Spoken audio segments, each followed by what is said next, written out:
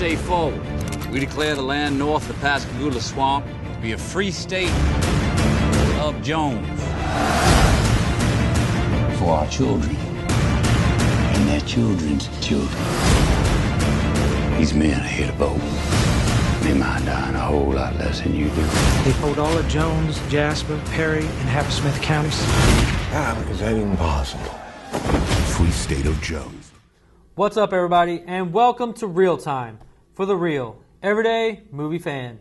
I'm Josh Williams. And I'm Ryan Murphy. And today we're giving you a real-time review of Free State of Jones. Now, you got to go see this movie. I have not yet. I've had my hesitations. At first, I was very intrigued, but I had my hesitations since the reviews have come out. Now, this movie is directed by Gary Ross, which you know he does. His most notables are Pleasantville and The Hunger Games' first movie. Seabiscuit. And Seabiscuit. Sorry, I forgot about that one. Now, this movie stars Matthew McConaughey and really a bunch of different characters I have no clue are. I think the only person in the there's a lot of unknown actors in the movie. I think the only other actor in the movie with any sort of degree of fame is Kerry Russell.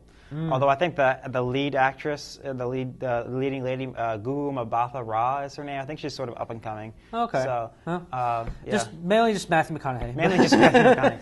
Yeah. But all right.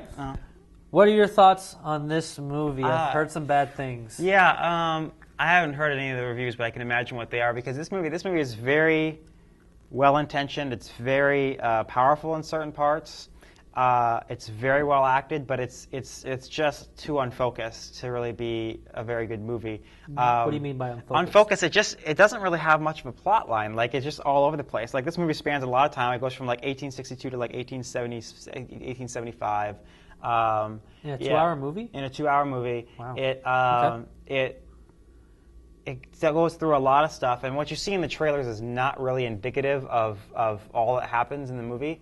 I mean, the trailers lead you up to a certain point, and the movie goes well beyond that. So it just goes all over the place. It takes a long time to get going. First of all, like you're watching the movie, and it's just like you're like 45 minutes in, you're like it still hasn't reached what you think is the plot point where it's going to be about what it's about, you know, and it just sort of takes its time to build it up, and then once it does, it just sort of keeps going and going and. It shifts back and forth in time, and it shifts back and forth in time with another story that takes place in 1945 or 1947, which only lasts like very briefly. 1947. 1947, yeah, very briefly it touches on that, but that's not really a flaw. But it just keeps going, and you're like, what is this really about? Like, what is if I were to describe the premise of this movie? You know, like the trailers lead it up to a certain point where it's like they form this community and they declare themselves as an independent country and everything like that. And that's not as focused on in the movie as you would think, despite the title of the film. It just sort of goes on about this guy and the different things he did he did apparently a lot of stuff for the black community around him in Mississippi during the Civil War and Reconstruction, and it's just. Yeah, it's just too unfocused. I would say it's very good. It's very good in some respects. I was never bored.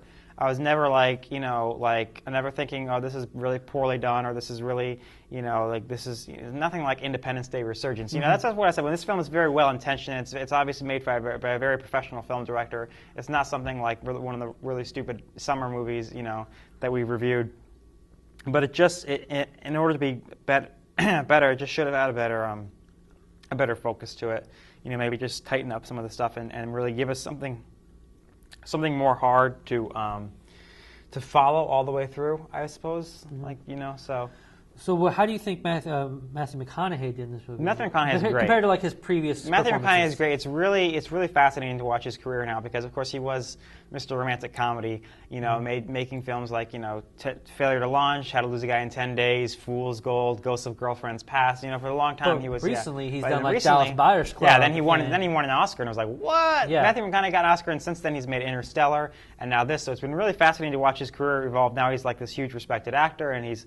he still does movies about the South, like this. This is like the third movie he's made where he's like the white savior, where he's like that's a term, but like the guy like fighting racism and fighting for black people after Amistad and A Time to Kill, and now this, So, but it's really fascinating to watch his career go, and he does really good in this movie. And you follow it's mainly just about this character and following him throughout the years, and he does a really good. I mean, he is captivating as that character, and he makes you want to know more about him and how this guy evolves into having these ideals that he has that he doesn't really start off with, but he just sort of he ends up devoting so much of himself to this cause, which he never sees himself doing in the beginning at all. It just sort of happens to him, and it's a really fascinating seeing him go through that and the friendships he develops, the different relationships with the different characters, and that's all really good. Like I said, that's all really good. It's just the unfocusedness of it. And that's what I wanted to ask you too. When you compare Gary Ross's previous films, as far as Seabiscuit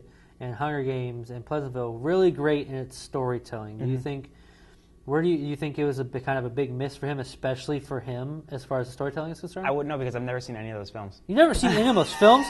Are you freaking kidding me? All right, I'm sorry, folks. I'm gonna have to really educate this guy. Pleasantville's amazing. Yeah. I mean, Seabiscuit was really good, and of course, the Hunger Games to me is the best one of the whole trilogy. But we'll get into that.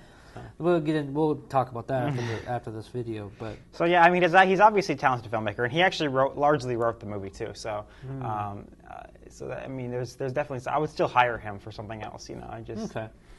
All right. So, what are your overall thoughts? And you forgot to give your score in the beginning. Yeah. But what are your overall thoughts on your score out of 10? It's just the again, not to sound like a broken record, but the unfocused plot really kind of drives it down so hard.